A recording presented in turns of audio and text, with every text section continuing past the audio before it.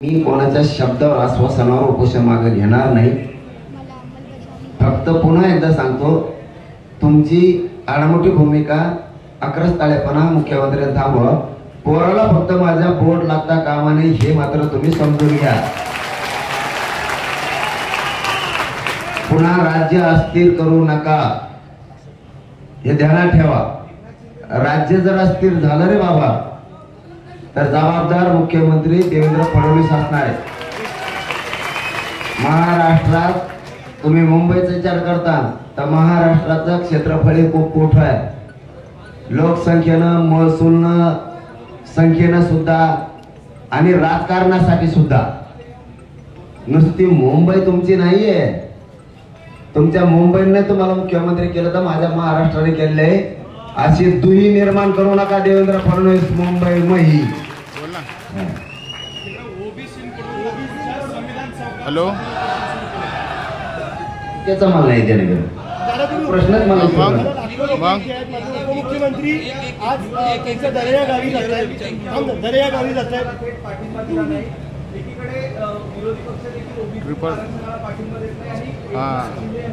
अच्छा triple marker आहे का त्याचं? ट्रिपल मार्कर आहे का क्वाड ट्रिपल मार्कर आहे? मग त्याला म्हणा 2000 सत्ताधारी व्यासपीठावर आले। ठीक आहे, टाक म्हणा 1800 आता मला फोन पे कर म्हणा। सगळे आमदार खासदार मंत्री बी तुम्हाला नाही कळायचे डाव, खरंच नाही कळायचे। देवेंद्र फडणवीसला वाटतं मी लय डावाड आहे, पण जेव्हा सगळं बुच बसन ना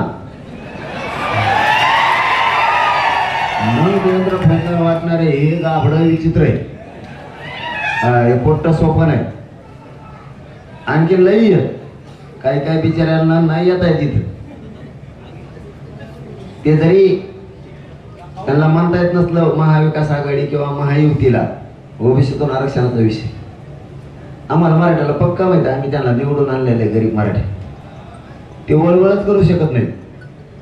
त्यामुळे दोन्ही इथं बसत आहेत। आता फक्त 25 जण येऊन गेले काल आज आमदार खासदार मध्ये, ते सगळ्या पक्षाचे आहेत आणि सत्तेतले बी आहेत।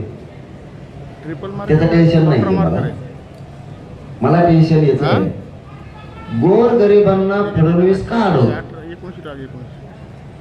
काय मिळणार आहे राज्य अस्थिर करून? सत्ता पुन्हा मिळणार आहे?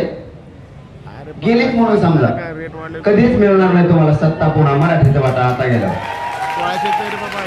मुंबई थोडी आहे, राज्य लय मोठं आहे क्षेत्रफळानं, सगळ्या बाबतीत राजकीय क्षेत्रफळ महसुली संख्येचं ती भ्रम काढून टाका लवकर। देवेंद्र फडणवीस मुख्यमंत्री आहे, एकनाथ शिंदे मुख्यमंत्री असताना छत्रपतींच्या शब्दावर तुम्हाला आरक्षण देऊ असं सांगितलं, त्याचं काय झालं?